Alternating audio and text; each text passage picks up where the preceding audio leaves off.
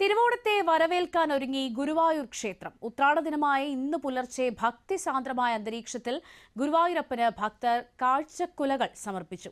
രാവിലത്തെ ശീവേലിക്ക് ശേഷമായിരുന്നു ചടങ്ങുകൾ ആരംഭിച്ചത്. മേൽശാന്തി ബ്രഹ്മശ്രീ തെക്കുംപറമ്പത്ത് നാരായണൻ നമ്പൂതിരി ആദ്യ നേന്ത്രക്കുല സമർപ്പിച്ചതോടെ ചടങ്ങുകൾക്ക് തുടക്കമായി. തുടർന്ന് ക്ഷേത്രമൂരാളനും ദേവസ്വം ഭരണസമിതി അംഗവുമായ ബ്രഹ്മശ്രീ മല്ലിശ്ശേരി പരമേശ്വരൻ നമ്പൂതിരിപ്പാട്, ക്ഷേത്രം തന്ത്രി ബ്രഹ്മശ്രീ PC ദിനേശൻ നമ്പൂതിരിപ്പാട് എന്നിവർ കാഴ്ചക്കുലകൾ സമർപ്പിച്ചു.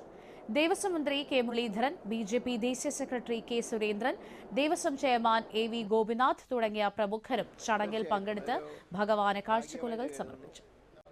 ഈ ദേവസ്വം വകുപ്പ് ലഭിക്കാനും അതനുസരിച്ച് ഗുരുവായൂരപ്പൻ്റെ മുമ്പിൽ കാഴ്ചക്കുല സമർപ്പിക്കാനും കഴിഞ്ഞത് ജീവിതത്തിലെ ഏറ്റവും ഒരു പുണ്യകർമ്മമായിട്ട് ഞാൻ കാണുകയാണ്. അതുകൊണ്ട് അതോടൊപ്പം തന്നെ എല്ലാ മലയാളികൾക്കും ഉത്രാട തിരുവോണ ആശംസകൾ നേരുകയാണ്. ഒപ്പം തന്നെ സർക്കാരിൻ്റെ 100ാം ദിവസമാണ് ഇന്ന്. തീർച്ചയായിട്ടും ഇന്ന് ഗുരുവായൂരപ്പൻ്റെ സന്നിധിയിൽ ഉത്രാടക്കുല സമർപ്പിക്കുന്നതിന് വേണ്ടിയിട്ടാണ് വന്നിരിക്കുന്നത്. എല്ലാ വർഷവും സാധിക്കുന്ന വർഷങ്ങളിലെല്ലാം ഭഗവാന് ഉത്രാടക്കുല സമർപ്പിക്കാറുണ്ട്. കേരളത്തിലെ എല്ലാ ജനങ്ങൾക്കും ഐശ്വര്യം ഉണ്ടാവട്ടെ, സമൃദ്ധി ഉണ്ടാവട്ടെ, സമാധാനമുണ്ടാവട്ടെ എന്ന് ജഗദീശ്വരനോട് പ്രാർത്ഥിച്ചു, ഗുരുവായൂരപ്പനോട് പ്രാർത്ഥിച്ചു.